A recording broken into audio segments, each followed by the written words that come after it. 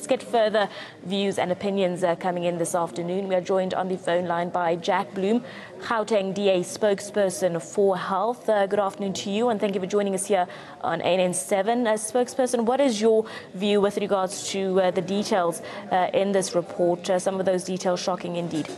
Yes, no, I have to say that I'm horrified, and I'm particularly horrified at the lies of the Health MEC Kudani Mshlangu, the Gauteng Health Department. When I first asked this question, I was told there were 36 deaths, and now the Health Ombudsman has disclosed that that very period there were 77 deaths, and in total more than 94, and he's still counting.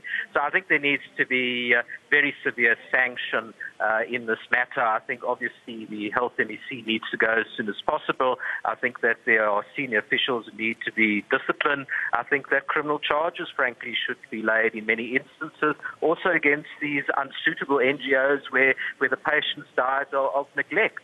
So I really think that recommendations of the Health Ombudsman must be taken seriously. I commend him for the excellent job that he's done.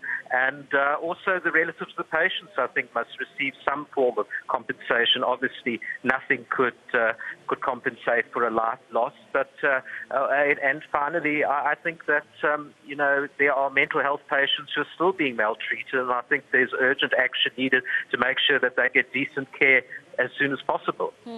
Mr. Bloom, no doubt that it is concerning that all 27 of these NGOs were operating without licenses. Does this maybe, a talk of a deeper issue within the Department of Health that needs to be taken into consideration and dealt with? What it shows us is that this department was thoroughly rotten. Not only did they lie, they broke the law. And there has been the accusation made that some of these NGOs were making money out of these patients, and that's why shortcuts were taken and the tragedy happened.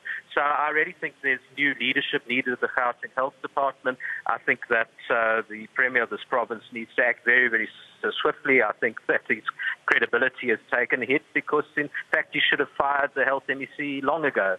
But nevertheless, we will monitor as the DA the actions that are taken, and hopefully the department finally gets ethical and caring leadership that can turn the health system around in Gauteng, and so every patient is treated decently. With regards to who needs to take responsibility now, do you think that the MEC should take sole responsibility? In your view, whose head or should be on the chopping block with regards to this? Well, it starts off with the MEC. There's political accountability, so she should go. There have been about 11 officials who have been implicated in the report, and there needs to be disciplinary action taken against them, and also against the NGOs that were responsible for the deaths. So I think a mechanism must put in place to hold accountability and criminal charges as well. I think some people may end up in prison because of this, and we will do what we can to ensure that justice prevails. Just lastly, Mr. Bloom, what do you think this says for average South Africans and their faith in the Department of Health?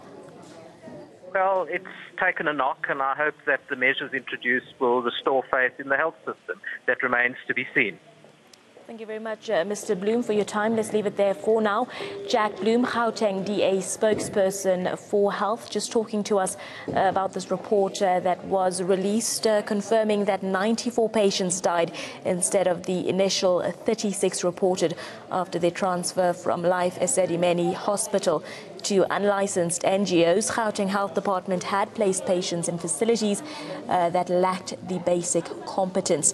The big question now, who will be held responsible, whose head will be on the chopping block? There are reports suggesting that the Health MEC will be asked to vacate that position. This is unconfirmed at this time. But stay tuned to ANN7. We are going to keep you up to date with regards to any further developments and details in this story.